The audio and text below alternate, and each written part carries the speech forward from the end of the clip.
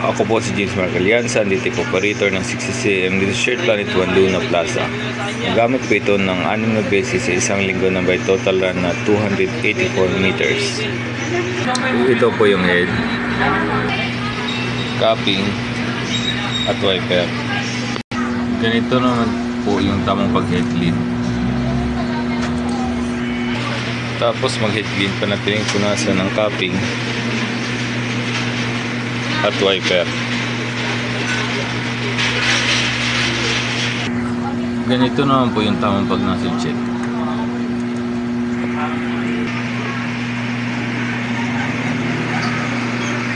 Okay naman po siya. Ito po yung waste tank, kakapalit lang nito kahapon, ground wire at ABR. Ito naman po yung ink tank na sa tamang level naman po. Ito naman po yung ink tank na sa tamang level naman po. Ito naman yung mga use ko at unused. Meron akong 50 na white, 5 yellow, 4 na black, 2 magenta, 2 cyan, 7 solution, 5 QE solution at dosing powder. At meron pa akong 7 film. Ito na po yung consumable monitoring ko.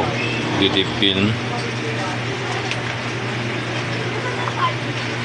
QE solution, powder,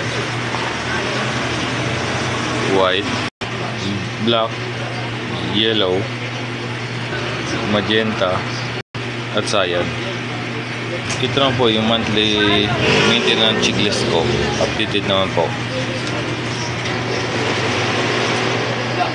Ito naman po yung daily output ko from October 6 to October 12. Updated naman po. At dito na po magtatapos yung vlog ko. Maraming salamat po.